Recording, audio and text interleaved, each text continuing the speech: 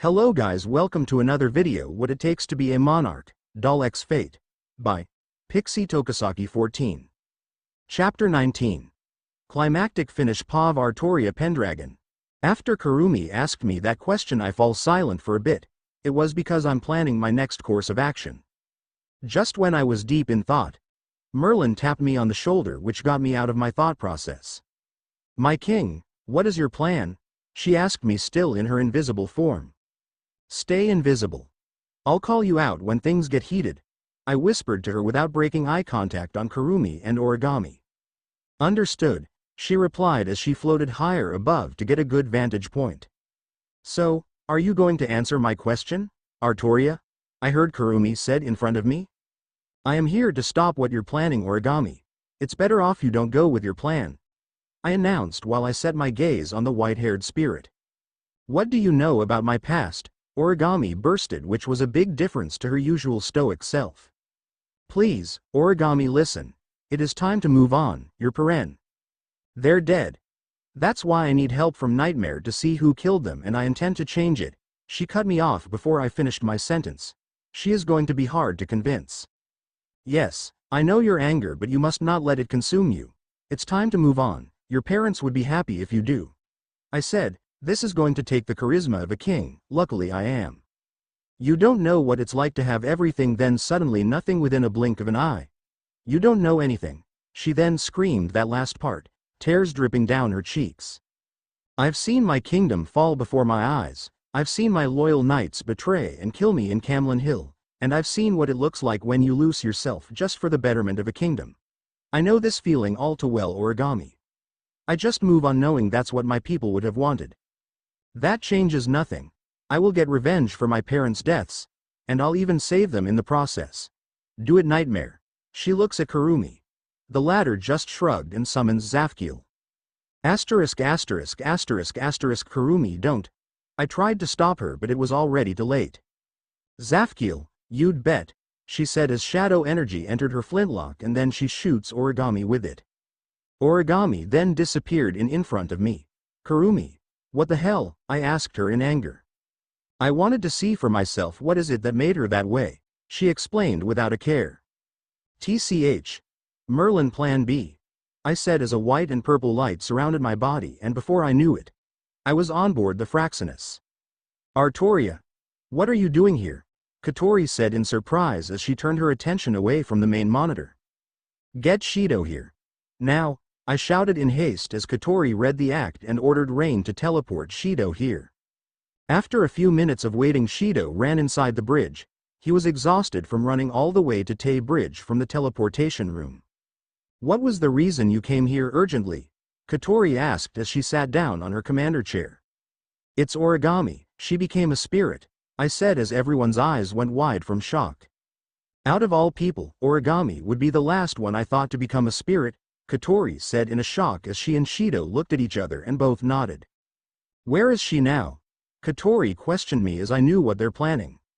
"She's in the past, trying to prevent the murder of her parents by getting Kurumi to shoot her with the 12th bullet," I explained, to which Katori had a puzzled look.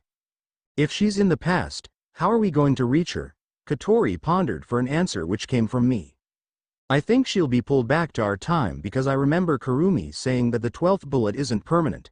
I made up the last part, but Shido and Katori believed my words. Just as I answered that, one of the crew members from the bridge called our attention. "Massive spike in Riryoku detected. It's an inverse spirit," he said in panic. "Set course to intersect.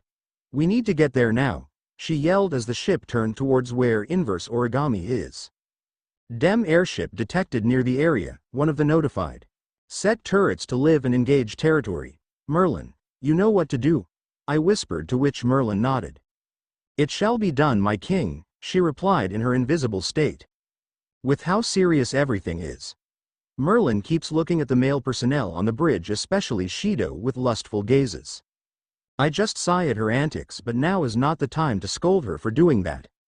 As we near the spot where Origami is, I turn to my Lancer form and materialized Rongamanid. She's going to have those barriers that is going to be hard to penetrate, but I think Artoria Lancer's alter form can bust through that defense. I then approached Shido and discussed the things he will need to seal Origami. Shido understood what I was saying, staying determined to help Origami. As the ship closed in on the area, me and Shido ran to the teleportation room, leaving Merlin behind in the bridge so she could help defend it. Me and Shido then got teleported to the ground to see the destruction that Origami's inverse form caused. Multiple buildings have been leveled and the debris are scattered about. Origami is in the center in a fetal position with her eyes looking dull and depressed. Like all inverse spirits. Her astral dress is now a black and dark blue revealing outfit with a dark blue hair ornament. How are we going to get close to her? Shido asked as I gazed at Origami. Just summon Sandalphon and follow my lead, I said, and he followed suit and summoned Sandalphon. Let's just see if Rongamaniad's normal form can deal with that barrier around her. I then sprinted towards Origami with Shido barely keeping up with my movements. Pav Katori Itsuka. Give me a damage report, I asked my crew as they all turned towards me. Compartments 4 and 7 are damaged and are on fire. Territory is barely holding up and turrets 2, 5 and 9 are knocked out of action. One of them reported as I bit my lollipop, breaking it to pieces in my mouth. Commander, we can't keep up with its speed. Soon we may need to abandon ship, Rain said after running a scan of the DEM airship. Perhaps I may be of help, a voice behind me said. I then turn my head back and see a woman with a white dress and white hair behind me holding a white staff.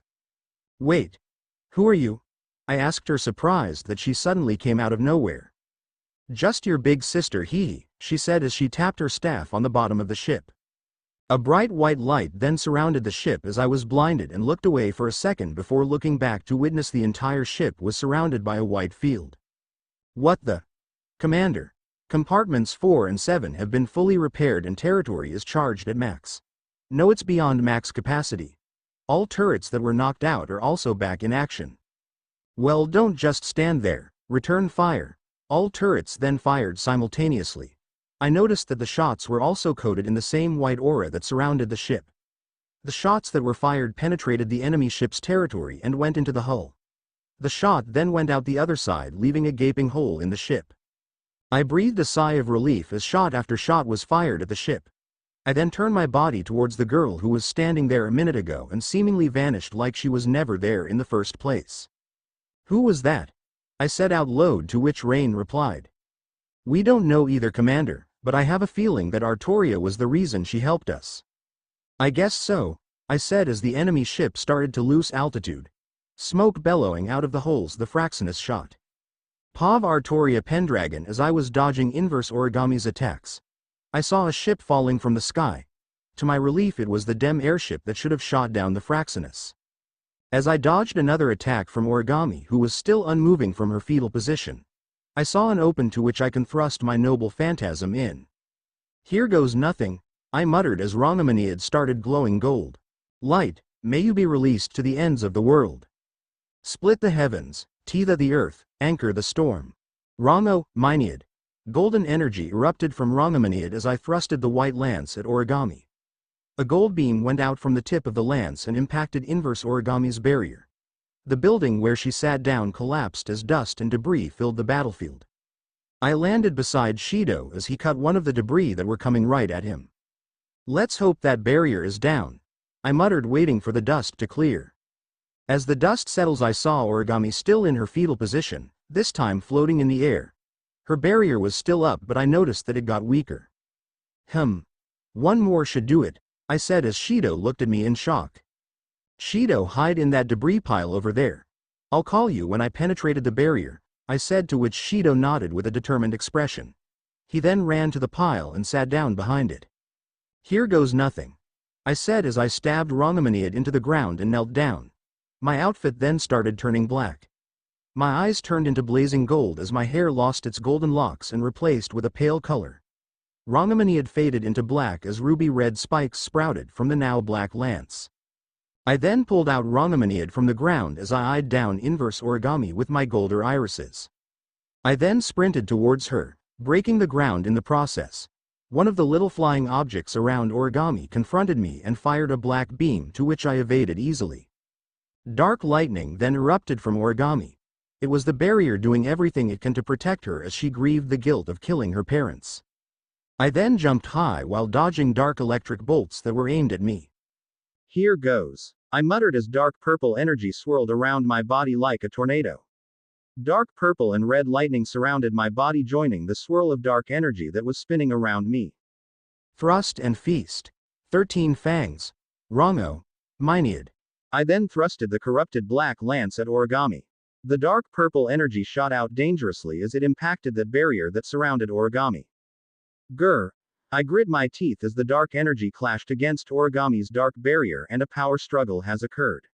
I grit my teeth as I imparted more mana into Rongominead, and the dark purple energy that was fighting Origami's barrier blew with more power, and I could visually tell that Rongominead was winning. Pav Shido Itsuka. I saw Artoria just transformed earlier, and now she's tackling the barrier head on. Dark energies from the clash spewed out from the point of impact, and after a while I can see Artoria's attack the overpowering Origami's defense. Artoria attacked pushed Origami to the ground, and as they impacted the ground a large crater formed. Ha! I hear her scream as they were enveloped in a dark purple energy cloud from Artoria's attack, dust getting kicked up slightly blocking my view of the clash. An explosion was heard from their location as I saw Artoria broke her barrier. Now Shido. Now's your chance. I heard her yell at me as I ran towards their location, resisting the powerful winds of their clash. Origami. I scream out to her and noticed a reaction from her dull eyes. Origami, please. Listen to me. Don't tear yourself apart. It wasn't your fault. I screamed out to her as Artoria was gritting her teeth to keep the hole in the barrier open. Origami, please. I need you. We all need you. What do you think your parents will think if you killed yourself because of that accident? I saw Origami's eyes get back to color as she sets her sights on Shido. But it was me.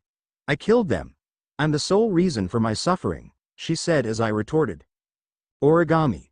If you never have suffered, you would have never met me and the others. You would never have been my friend, I said, to which Origami returned with a puzzled look. Shido. Do it now. I can't hold it for long, Artoria yelled as I took my chance and jumped into the hole that Artoria was keeping open. Please, Origami, let the past be the past. I can't look into a future where you're not preset, I said to her as I saw a tear streak down her cheek. She then closed her eyes and I leaned forward and sealed her lips with a kiss. The barrier then started to collapse as I heard Artoria took a deep breath from her holding it open. Pav Artoria Pendragon, phew. Finally it's over. I saw Origami's inverse astral dress turn into blue particles as I leaned back and stabbed Rongominead to the ground. I took a seat beside Rongominead and watched as Origami and Shido make out.